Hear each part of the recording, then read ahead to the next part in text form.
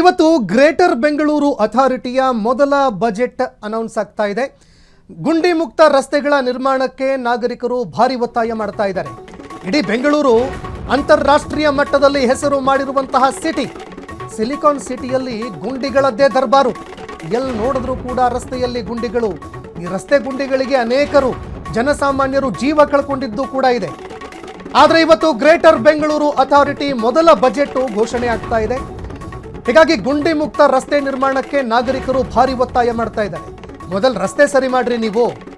ನಿಮ್ಮ ಬಜೆಟ್, ಆ ಬಜೆಟಲ್ಲಿ ನೀವು ಘೋಷಣೆ ಮಾಡುವಂತಹ ಯೋಜನೆಗಳು ಜೊತೆಗೆ ಕೊಡುವಂತಹ ಭರವಸೆಗಳು ಇದ್ಯಾವುದು ಬೇಡ. ಮೊದಲು ರಸ್ತೆಗಳನ್ನು ಗುಂಡಿ ಮುಕ್ತ ಮಾಡಿ. ಕಸದ ಸಮಸ್ಯೆ ಏನಿದೆ ಬೆಂಗಳೂರಿನಲ್ಲಿ ಅದಕ್ಕೆ ಶಾಶ್ವತ ಪರಿಹಾರ ನೀಡುವ ನಿರೀಕ್ಷೆಯನ್ನು ಕೂಡ ಜನ ಎದುರು ನೋಡ್ತಾ ಇದ್ದಾರೆ. ಟ್ರಾಫಿಕ್ ದಟ್ಟಣೆ ನಿಯಂತ್ರಣಕ್ಕೆ ಮೇಲ್ಸೇತುವೆಗಳ ಘೋಷಣೆ ಮಾಡುವ ಸಾಧ್ಯತೆ ಕೂಡ ಇವತ್ತು ಇದೆ ಅಂತ ಹೇಳಲಾಗ್ತಾ ಇದೆ. ಗೊರಗುಂಟೆ ಪಾಳ್ಯ ಸೇರಿ ಪ್ರಮುಖ ಜಂಕ್ಷನ್ ಅಭಿವೃದ್ಧಿ ಮಾಡೋದಕ್ಕೆ ಪ್ಲಾನ್ ಕೂಡ ಮಾಡಿಕೊಳ್ಳಲಾಗ್ತಾ ಇದೆ ಅನ್ನೋ ಮಾತುಗಳು ಕೇಳಿಬರ್ತಾ ಇದೆ. ರಾಜಕಾಲುವೆ ಅಭಿವೃದ್ಧಿ ಆಗಬೇಕು. ಮಳೆ ಆಗುವಂತಹ ಸಂದರ್ಭದಲ್ಲಿ ಅಧ್ವಾನ ಆಗ್ತಾ ಇದೆ ಇಡೀ ಬೆಂಗಳೂರಲ್ಲಿ. ಅದನ್ನು ನೋಡೋದಕ್ಕಾಗಲ್ಲ. ವಾರಗಟ್ಟಲೆ ಕೆಲಸನೇ ನಿಂತು ಹೋಗುತ್ತೆ. ಆ ರೀತಿ ಹಲವಾರು ಬಡಾವಣೆಗಳಲ್ಲಿ ನೀರು ಕೆರೆಯಂತೆ ತುಂಬ ಹೋಗುತ್ತೆ. ಅದು ಕೆರೆನ ಬಡಾವಣೆನ ಒಂದು ಗೊತ್ತಾಗಲ್ಲ. ಈ ನಡುವೆ ರಾಜಕಾಲುವೆಯ ಹೂಳೆತ್ತಬೇಕು. ಮುಂದೆ ಎದುರಿಗೆ ಮಳೆಗಾಲ ಬರ್ತಾ ಇದೆ. ಈ ನಡುವೆ ಇಂದಿರಾ ಕ್ಯಾಂಟೀನ್ನ ಮೆನು ಕೂಡ ಬದಲಾವಣೆ ಮಾಡಬೇಕು ಅನ್ನೋ ಬೇಡಿಕೆ ಕೂಡ ಬರ್ತಾ ಇದೆ.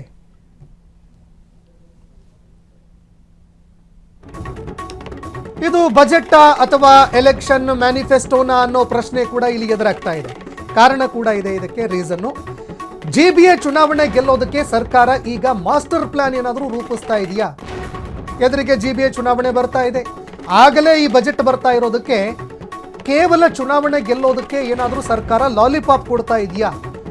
ಬ್ರ್ಯಾಂಡ್ ಬೆಂಗಳೂರು ಅನ್ನುವಂತಹ ಹೆಸರು ಏನು ಸರ್ಕಾರ ಹೇಳ್ತಾ ಇತ್ತು, DCM DK ಶಿವಕುಮಾರ್ ಅವರು ಹೇಳ್ತಾ ಇದ್ರು, ಉಳಿಯತ್ತಾ ಅದು? ಅದನ್ನು ಉಳಿಸಿಕೊಳ್ಳುವ ಪ್ರಯತ್ನಕ್ಕೆ ರಾಜ್ಯ ಸರ್ಕಾರ ಮುಂದಾಗುತ್ತೆ. ಇದು ಕೇವಲ ಬರೀ ಘೋಷಣೆನಾ ಅಥವಾ ಅನುಷ್ಠಾನದ ಗ್ಯಾರಂಟಿನ ಅನ್ನೋ ಪ್ರಶ್ನೆ ಕೂಡ ಎದುರಾಗ್ತಾ ಇದೆ. ತೆರಿಗೆದಾರನ ಹಣಕ್ಕೆ ನ್ಯಾಯ ಸಿಗುತ್ತಾ ಅನ್ನೋ ಪ್ರಶ್ನೆ ಕೂಡ ಎದುರಾಗ್ತಾ ಇರುವಂಥದ್ದು. ಗುಂಡಿಗಳನ್ನು ಮುಚ್ಚೋದಕ್ಕೆ ಸುರಿಯುವಂತಹ ದುಡ್ಡು ಯಾರ ಜೇಬ್ಗಪ್ಪ ಹೋಗ್ತಾ ಇದೆ? ಈ ಪ್ರಶ್ನೆ ಸಹಜವಾಗಿ ಎದುರಾಗುತ್ತಲ್ವೇ? ಯಾರ್ದೋ ಜೇಬ್ಗೆ ದುಡ್ಡು ಹೋಗುತ್ತೆ, ಆದರೆ ಅದೇ ಗುಂಡಿಗೆ ಅಮಾಯಕ ಜನ ಪ್ರಾಣ ಕಳೆದುಕೊಳ್ತಾರೆ. ಮಳೆ ಆಗಿದ್ದೇ ಆದರೆ ಆಗ ರಸ್ತೆಯಲ್ಲಿ ಎಲ್ಲಿ ಗುಂಡಿಗಳಿದ್ದಾವೆ, ಏನು ಎತ್ತ ಒಂದು ಗೊತ್ತೇ ಆಗೋದಿಲ್ಲ. ಅಂಥ ಪರಿಸ್ಥಿತಿ ನಿರ್ಮಾಣ ಆಗುತ್ತೆ. ಅಂತಾರಾಷ್ಟ್ರೀಯ ಮಟ್ಟಕ್ಕೆ ಈ ಒಂದು ರಸ್ತೆ ಗುಂಡಿಗಳಾಗಿರಬಹುದು, ಟ್ರಾಫಿಕ್ಕು, ಇದೆಲ್ಲವೂ ಕೂಡ ಬೆಂಗಳೂರಿಗೆ ಕಳಂಕವಾಗ್ತಾ ಇದೆ, ಕಪ್ಪು ಚುಕ್ಕೆಯಾಗ್ತಾ ಇದೆ. ಟ್ರಾಫಿಕ್ ಕಂಟಕಕ್ಕೆ ಬಜೆಟ್ನಲ್ಲಿ ಈಗಲಾದರೂ ಶಾಶ್ವತವಾಗಿ ಮುಕ್ತಿ ಸಿಗುತ್ತಾ ಅನ್ನೋ ಪ್ರಶ್ನೆ ಕೂಡ ಎದುರಾಗ್ತಾ ಇರುವಂಥದ್ದು. ಇನ್ನಾದರೂ ಈ ಕಸದ ಮಾಫಿಯಾ ಏನಿದೆ ಅದಕ್ಕೆ ಫುಲ್ ಸ್ಟಾಪ್ ಬೀಳುತ್ತಾ, ಬ್ರೇಕ್ ಬೀಳುತ್ತಾ ಅನ್ನೋ ಪ್ರಶ್ನೆ ಕೂಡ ಕಾಡ್ತಾ ಇದೆ. ಯಾಕಂದರೆ ಈ ಕಸದ ಮಾಫಿಯಾಗೆ ಜನ ಸಾಕಾಗಿ ಹೋಗಿದ್ದಾರೆ.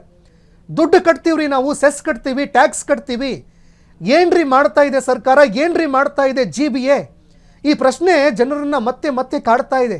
ಆದರೆ ಉತ್ತರ ಹುಡುಕುವಲ್ಲಿ ಅಧಿಕಾರಿಗಳು, ಮತ್ತೊಂದು ಕಡೆ GBA ಸರ್ಕಾರ ಎಲ್ಲವೂ ಕೂಡ ಮತ್ತೆ ವಿಫಲವಾಗ್ತಾ ಇದ್ದಾವೆ. ಮಳೆಗಾಲಕ್ಕೂ ಮುನ್ನ ರಾಜಕಾಲುವೆ ಸರಿಪಡಿಸುವಂತಹ ತಾಕತ್ತು ಈಗಲಾದರೂ ಇದೆಯಾ? ಅಥವಾ ಕೇವಲ ಪಾರದರ್ಶಕತೆ ಹೆಸರಲ್ಲಿ ಜನರ ಕಣ್ಣಿಗೆ ಮಣ್ಣೆರಚುವಂತಹ ತಂತ್ರನ ಇದು? ಈ ಬಗ್ಗೆ ಮತ್ತಷ್ಟು ಮಾಹಿತಿ ಕೊಡ್ತಾರೆ ಪ್ರತಿನಿಧಿ ರೋಹನ್. ಫೋನ್ ಸಂಪರ್ಕದಲ್ಲಿ ಜಾಯ್ನ್ ಆಗಿದ್ದಾರೆ. ರೋಹನ್, ಒಂದು ಕಡೆ GBA ಬಜೆಟ್ಟು, ಮತ್ತೊಂದು ಕಡೆ GBA ಚುನಾವಣೆ. ಇದೇ ಸಂದರ್ಭದಲ್ಲಿ ಘೋಷಣೆಗಳು ಸಾಕಷ್ಟು ಬರ್ತವೆ, ಅದು ನಿರೀಕ್ಷೆ ಇರುವಂಥದ್ದೇ. ಆದರೆ ಅದರಲ್ಲಿ ಅನುಷ್ಠಾನಕ್ಕೆ ಬರುವಂಥದ್ದು ಎಷ್ಟು ಅನ್ನೋ ಪ್ರಶ್ನೆ. ಯಾಕಂದರೆ ಬ್ರ್ಯಾಂಡ್ ಬೆಂಗಳೂರು ಅಂತ ನಾವು ಹೇಳ್ತೀವಿ, ಅಂತಾರಾಷ್ಟ್ರೀಯ ಮಟ್ಟದಲ್ಲಿ ನಮ್ಮ ಬೆಂಗಳೂರು ಗುರುತಿಸ್ಕೊಳ್ತಾ ಇದೆ. ಆದರೆ ಇದಕ್ಕೆ ಕಪ್ಪು ಚುಕ್ಕಿಯಾಗಿರೋ ರಸ್ತೆ ಗುಂಡಿ, ಮತ್ತೊಂದು ಕಡೆಯಲ್ಲಿ ಆ ಕಸದ ಒಂದು ರಾಶಿಗಳು, ಅದೇ ರೀತಿಯಾಗಿ ಟ್ರಾಫಿಕ್ಕು, ಇದೆಲ್ಲವೂ ಕೂಡ ಬಂಡವಾಳ ಏನು ಬರಬೇಕಾಗಿತ್ತು ಅದನ್ನು ತಡೀತಾ ಇದೆ. ಹೀಗಾಗಿ ಕೇವಲ ಘೋಷಣೆಗೆ ಮಾತ್ರ ಸೀಮಿತವಾಗುತ್ತಾ ಅಥವಾ ನೈಜ ಅಭಿವೃದ್ಧಿ ಆಗುತ್ತಾ? ಏನು ನಿರೀಕ್ಷೆ ಮಾಡ್ಬೋದು ಇವತ್ತಿನ ಬಜೆಟ್ನಲ್ಲಿ? ಸಂತೋಷ್, ಏನಂತಂದ್ರೆ ಇದು GBA ಗ್ರೇಟರ್ ಬೆಂಗಳೂರು ಅಥಾರಿಟಿ ಚೊಚ್ಚಲದ ಒಂದು ಬಜೆಟ್ ಅಂತಾನೆ ಹೇಳ್ಬೋದು. 20,000 ಕೋಟಿಗಷ್ಟು ಇವತ್ತು ಗಾತ್ರ ದಾಟದ ಅಂತ ಹೇಳ್ಬೋದು. ಸಿಲಿಕಾನ್ ಸಿಟಿಯ ಒಂದು ಬೆಂಗಳೂರಿನ ಅಡ್ಮಿನಿಸ್ಟ್ರೇಷನ್, ಆಡಳಿತದ ಒಂದು ವ್ಯವಸ್ಥೆದ ಒಂದು ಅದರ ಮೇಲೆ ಒಂದು ಮಹತ್ವದ ಒಂದು ಬದಲಾವಣೆಗೆ ಈಗಾಗಲೇ ನಿರೀಕ್ಷೆ ಮಾಡಬಹುದಾಗಿದೆ. ಈ ಹಿಂದೆ ಇದ್ದಂತಹ ಬೃಹತ್ ಬೆಂಗಳೂರು ಮಹಾನಗರ ಪಾಲಿಕೆ ಅಂತೆಲ್ಲ ಅದನ್ನ ಒಳಗೊಂಡಿರ್ತಕ್ಕಂಥ ಈಗ ಗ್ರೇಟರ್ ಬೆಂಗಳೂರು ಅಥಾರಿಟಿ ಅಂತಾನೆ ಹೇಳ್ಬೋದು. ಇದು ಚೊಚ್ಚಲ ಬಜೆಟ್ ಅಂತ ಹೇಳ್ಬೋದು. ಪ್ರತ್ಯೇಕ ನಗರಗಳ ಪೈಕಿ ಇವತ್ತು 2 ಪಾಲಿಕೆಗಳ ಒಂದು ಆಯವ್ಯಯಗಳನ್ನು ಎಲ್ಲವನ್ನೂ ಕೂಡ ಇವತ್ತು ಬಜೆಟ್ ಅನ್ನ 2 ದಿನವನ್ನು ಮಂಡಿಸ್ತಾರೆ. ಏನು ಗ್ರೇಟರ್ ಬೆಂಗಳೂರು ಅಥಾರಿಟಿ ಪ್ರಾಧಿಕಾರದಲ್ಲಿ ರೂಪುಗೊಂಡಿರ್ತಕ್ಕಂಥ ಈ ಒಂದು ಅಥಾರಿಟಿ ಏನಿದೆ, ಬೆಂಗಳೂರಿನ ಒಂದು ಪೂರ್ವ ಮತ್ತು ಸೆಂಟ್ರಲ್ ಅಂದ್ರೆ 2026-27 ಸಾಲಿನ ಒಂದು ಚೊಚ್ಚಲ ಒಂದು ಬಜೆಟ್ ಇವತ್ತು ಭರ್ಜರಿಯಾಗಿ ಮಂಡನೆ ಆಗುತ್ತೆ. ಏನಂತಂದ್ರೆ ಇವತ್ತು MLR ಕನ್ವೆನ್ಷನ್ ಸೆಂಟರ್ ನಲ್ಲಿ ಈ ಒಂದು ಕಾರ್ಯವೈಖರಿ ಬಗ್ಗೆ ಮತ್ತು ಮುಖ್ಯಮಂತ್ರಿಗಳು ಮತ್ತು ಹಾಗೂ DCM DK ಶಿವಕುಮಾರ್ ನಗರಾಭಿವೃದ್ಧಿ ಸಚಿವರಾಗಿರ್ತಕ್ಕಂಥ ಅವರು ಇವರೆಲ್ಲರೂ ಕೂಡ GBA ಕಮಿಷನರ್ ಅವರ ಒಂದು ಆಡಳಿತದ ಒಂದು ಮಹೇಶ್ವರ್ ಅವರ ಒಂದು ಅಧ್ಯಕ್ಷತೆಯಲ್ಲಿ ಇವತ್ತು ನಡೆಯುತ್ತೆ. ಒಂದು ಕಡೆ ಏನು ಗಮನಿಸಬಹುದಂತಂದ್ರೆ ಇನ್ನ GBA ಚುನಾವಣೆಯು ಕೂಡ ಘೋಷಣೆ ಆಗಿದೆ. ನಿನ್ನೆ ಕೂಡ ಬಿಜೆಪಿಯ ಒಂದು ಎಲ್ಲರೂ ಕೂಡ ಒಂದು ಯಾವ ರೀತಿಯಾಗಿ ತಂತ್ರಗಾರಿಕೆ ಮಾಡ್ಬೇಕು, ಯಾವ ರೀತಿಯಾಗಿ ಗೆಲ್ಬೇಕನ್ನುವಂಥದ್ದು ಬಿಜೆಪಿಯವರು ಒಂದು ಸ್ಟ್ರಾಟಜಿ ಮಾಡಿದ್ರೆ, ಈ ಕಡೆ ಕಾಂಗ್ರೆಸ್ನವರು ಕೂಡ ಅದಕ್ಕೆ ರಣತಂತ್ರವನ್ನು ರೂಪಿಸ್ತಾ ಇದ್ದಾರೆ. ಈ ಬಜೆಟ್ ನಲ್ಲಿ ಒಂದು ವಿಚಾರ ಏನಂತಂದ್ರೆ, ಸಾಕಷ್ಟು ಈ ಹಿಂದೆ ನಡೆದಂತ ಹಿಂದಿನ ವರ್ಷದಲ್ಲಿ ಬಜೆಟ್ ಪ್ರಾರಂಭಿಕ ಶುಲ್ಕ ಏನಿತ್ತಲ್ಲ ಅದು 3,860 ಕೋಟಿ ರೂಪಾಯಿಗಳಿಷ್ಟು ಅಂದಾಜಿಸ್ತು. ಒಟ್ಟು ಈ ಒಂದು 3,800 ಕೋಟಿ ಏನಿತ್ತಲ್ಲ ಅದು ಹಿಂದಿನ ಒಂದು ಅಭಿವೃದ್ಧಿ ಆಗಿತ್ತು.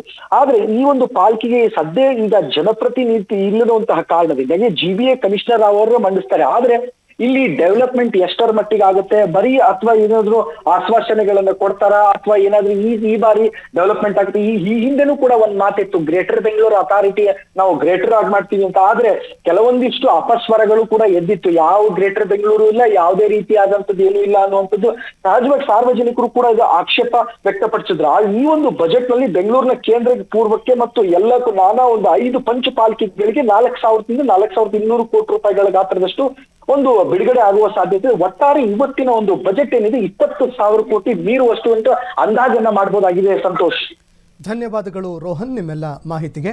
ಕ್ಷಣ ಕ್ಷಣದ ಸುದ್ದಿಗಳಿಗಾಗಿ ಫ್ರೀಡಂ ಟಿವಿ ಸಬ್ಸ್ಕ್ರೈಬ್ ಮಾಡಿ, ಲೈಕ್ ಮಾಡಿ ಹಾಗೂ ಫಾಲೋ ಮಾಡಿ. ಹೊಸ ಸುದ್ದಿಗಳ ನೋಟಿಫಿಕೇಶನ್ಗಾಗಿ ಬೆಲ್ ಐಕಾನ್ ಮೇಲೆ ಕ್ಲಿಕ್ ಮಾಡಿ.